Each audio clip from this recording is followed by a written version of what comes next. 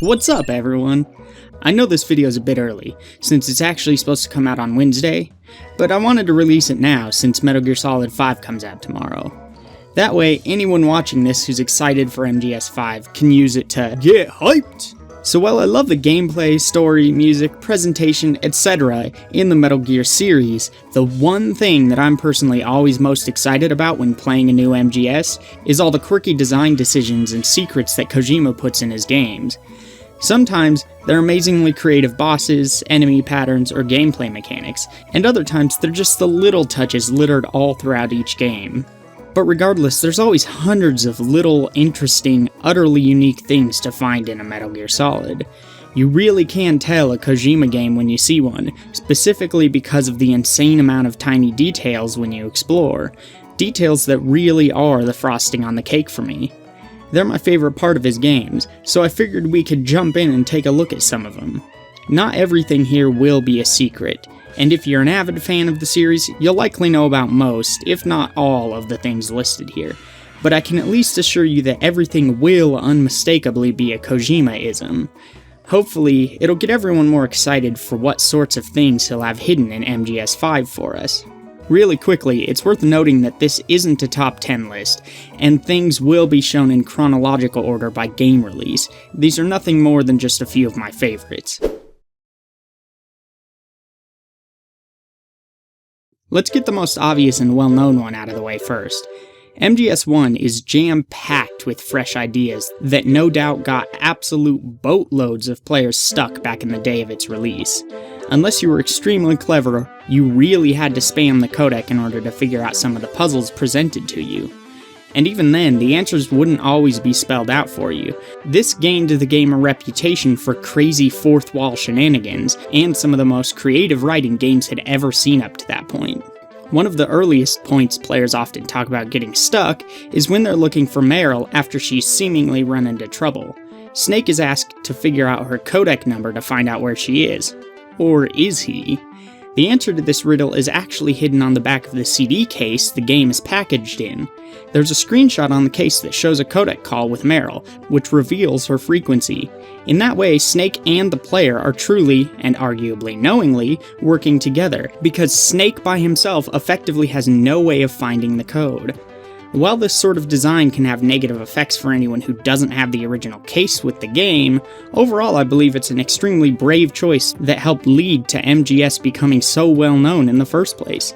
Even if people hated this part, they were talking about it. And if they got further in the game without giving up right there, boy were they rewarded. One of those rewards is in the boss, Psycho Mantis. Yeah, I know, he's been done to death. He's basically on every top 10 bosses list, and it's often the first thing anyone brings up when talking about Metal Gear Solid 1, if not the series as a whole. But what can I say? It's such a clever inclusion to have a boss that interacts so directly with the player. So where to start? First of all, Mantis will take the time to look at your stats for your current playthrough, briefly touching upon things like how many people you kill, how many times you've gotten a game over, and how many times you save. He'll then look directly at your memory card, bringing up how full or empty it is, and even directly referencing several other Konami games you've played. Once the battle begins, you need to knock out Meryl to keep her safe. Aside from the flashing Hideo up on your screen as if your TV changed channels or lost connection to the console, you can even do things like hold the first person button to see things through the eyes of Mantis. As soon as Meryl is incapacitated and you're fighting Mantis himself, you'll quickly notice that you can't do anything to hurt him. He seems to dodge every attack you throw at him, before berating you for even trying. Colin Campbell on the codec over and over gradually reveals hints, until finally the game reveals everything you need to proceed. Plugging your controller into the second controller port means that Mantis can't read your inputs, allowing you to finally damage him. Do I even have to explain how all of this at once leads to a boss that nobody could ever forget? It's ironic that so many game designers try as hard as they can to make it feel like players are living in their world rather than playing a game, and yet Metal Gear Solid immerses players far more than most other games could even dream of, by simply actively acknowledging that you're playing a game. Granted, nowadays it's super easy to see exactly how these tricks were done, But if you were a kid in 1998, I can imagine such design shattering your perception of reality, causing you to question whether your game had somehow become sentient.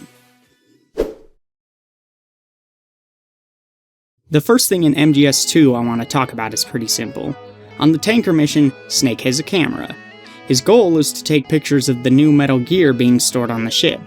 Along the way, you'll find several pictures of beautiful women, and a picture of a buff dude, which Snake can also take pictures of. If you upload these pictures to Otacon instead of pictures of Metal Gear Ray, he'll get rather embarrassed, ask Snake to get back to his objective, and then nervously mention that he's going to make backups of the pictures anyway. You know, for research. Fast forward to the big shell, and your exploits is Raiden. Most people will end up picking up a box or two during their playthrough. What most people won't realize is that these boxes aren't just used for hiding. In Strut E, there's a host of conveyor belts that take other boxes seemingly all around the big shell. If you yourself find a place to get up onto the conveyor belts and hide in a box, the belts will stop for you, allowing you to get on. Once it starts again, you'll be taken to a different area depending on what box you have on. Yes, Metal Gear Solid 2 has a hidden and rather ridiculous fast travel system. This can also be used to get a secret or two if you have the right box. Hint hint. Once again, we find ourselves talking about a boss. Yeah, we're going to be doing that a few more times as well. My favorite boss in the series is Fat Man. He's funny, interesting, absolutely bonkers, and has the best catchphrase in gaming. Laugh and grow fat! Fat Man leaves a multitude of explosives hidden throughout the big shell that Pliskin and Raiden are tasked with disarming. Stillman is the man who trained Fat Man, and also happens to be the one guiding Raiden towards disarming explosives. However, he becomes increasingly concerned that the places these explosives are being hidden simply doesn't match up with Fat Man's knowledge and experience. Eventually, it's revealed that he has one more bomb hidden away somewhere that requires an entirely new sensor to detect. This in and of itself is an absolutely magnificent point in the game for me. The Shell 1 layout is simple enough that players aren't likely to get confused or lost while looking for the bombs. The initial sensor does a good job at guiding you to the bombs as well, and Stillman reveals that there's going to be a single bomb in each strut. The secret bomb is a test of the skills you've hopefully picked up during this portion of the game, while also being somewhat about process of elimination. Once all of that is finally said and done, you then get to go confront Fat Man himself. The boss battle is an interesting one, where Fat Man rides around in rollerblades planting C4 everywhere. If you don't disarm the bombs before the timer runs out, it's game over. Meanwhile, you need to find a way to knock Fat Man over so that you can shoot him. If you can manage to take him out, Fat Man uses his dying breaths to explain that he's hidden one final bomb that's much more dangerous than the others. He laughs heartily as Raiden begins to panic a bit. Where is this bomb? Why, it's hidden under Fat Man himself. Move his body and you'll find what you're looking for. With MGS2 being the first game in the series I'd ever played, this one little thing is what impressed me to the point that the rest of the series became must-play experiences.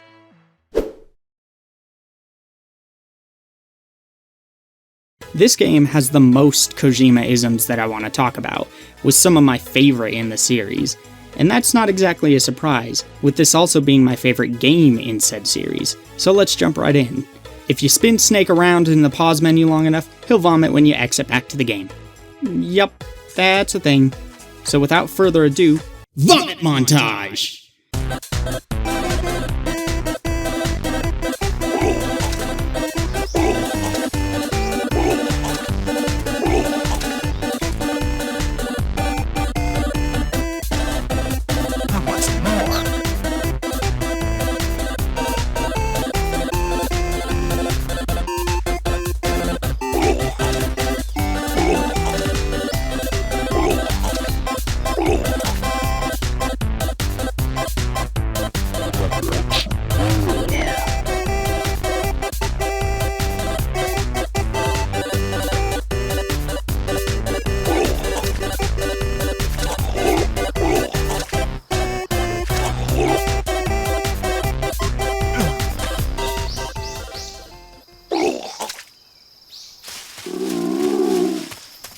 I'm full. Now that we've gotten that out of the way, let's briefly talk about the end. While Fat Man is my favorite boss as a character, the end is arguably the best boss as a fight.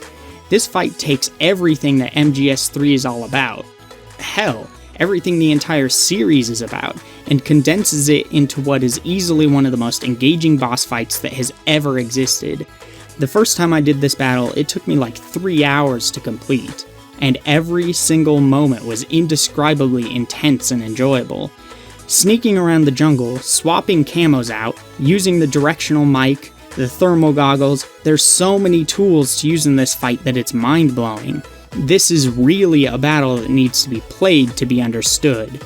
The end isn't stupid, and it'll really take everything you've got to beat him, especially if you want his camo. And yet Kojima was smart enough to add in several back doors to skipping the fight if you're completely stuck, or if you're on a subsequent playthrough and don't want to wade through the entire fight again. One option is earlier in the game, right after you exit the cave system where you fought the pain. There'll be a cutscene that plays out, revealing the end at the end of the cutscene. If you pull out a sniper rifle and get a well-placed headshot off, he's done for. He'll explode right then and there, sending the wheel of his wheelchair flying towards your face. The areas where you would normally fight him, then, are filled with soldiers to sneak past. Or, if you save during the fight with him, and then either wait a few days or move the internal clock of your console forward, you'll get a brand new cutscene with Snake sneaking up on the end, only to find that he's died from old age. Two other things worth mentioning about this battle are his parrot, which can be shot and eaten, or captured, which makes the end furious, and there's also the fact that inputting the Konami code on the map screen will reveal the end's location for you. Up next is the secret minigame you can find after being captured and tortured in Groznygrad. Once placed in the prison cell, which has tons of Kojima-isms itself, mind you, choose to save your game. Paramedic will start talking to you about vampires, which Snake is apparently deathly afraid of. After this little hilarious conversation is over, reload the save file. While this secret isn't present in the HD re-releases, the original PS2 version will take you to a strange Devil May Cry-esque minigame, where you get to play as Guy Savage, some sort of superhuman dude who dual-wields swords and kills what seems to be zombie policemen. Kill enough dudes and your character enters a sort of ultra-powered state where he begins to all but rip his enemies entirely in half. It definitely rivals games like God of War and Gears of War for the gore factor. Finally, we'll briefly mention the Sorrow, a boss that takes place not long after escaping prison. This boss fight isn't really a boss fight per se, so much as another reflection on how the player has chosen to play the game. Anyone you've killed during your playthrough will be present in ghost form, and will attempt to drain your life as you walk by. And depending on how you kill them, they'll have different animations. If you've slit their throat, their head will hang back awkwardly. If you've shot them in the groin, they'll hold it tightly, quivering in understandable pain. My favorite can only really be seen if you kill a very specific set of soldiers and animals on your way up the mountain toward Groznygrad. If you choose to kill any soldiers on this trek up the mountain, it's fairly likely that any nearby vultures will fly over and begin snacking on the corpse. Killing the vultures and then eating them will lead to you finding the ghosts of these soldiers during the fight with the Sorrow. They'll be frantically trying to escape the vulture as it tries to peck at them. As you walk by, you can hear their shock at the fact that, through eating the vulture, you also ate them. You, sir or madam, are a sick, sick player for doing such a thing. Oh, and there's also the fact that you need to dig a fake death pill out of your own body before you reach this boss fight, so that you can use it to revive yourself after you inevitably die at the end. So that's a thing.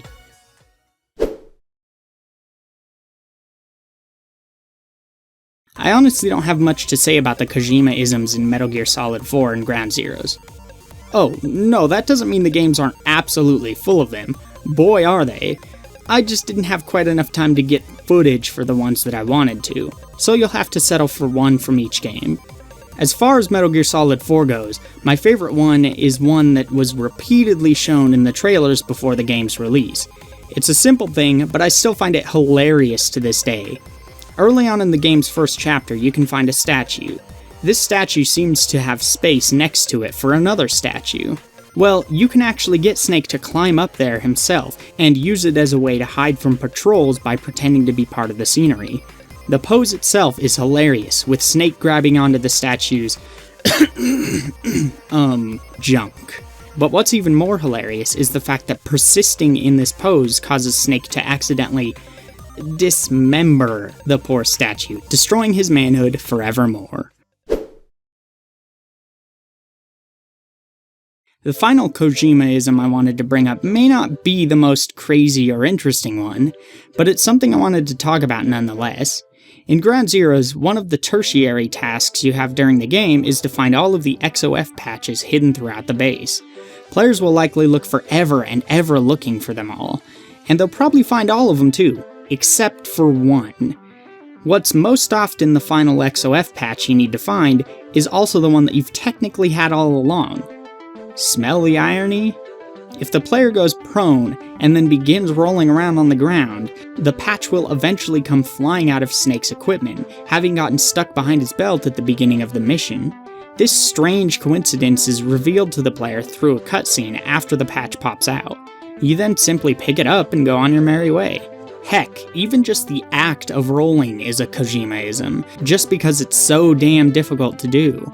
The game doesn't tell you how to do it in the controls at all, and I even had to look up how you do it just to get the required footage here, despite the fact that I've already done it before on another profile. Who else would purposefully hide a mechanic that isn't a cheat, doesn't give you an unfair advantage, it's just a mechanic that you could maybe find useful? Only Kojima, that's who. To close this video out, I'd like to say that I'm excited for whatever Kojima does in the future, and I'm excited to play MGS5. Hopefully he can bring his brand of quirky design to whatever project he works on next.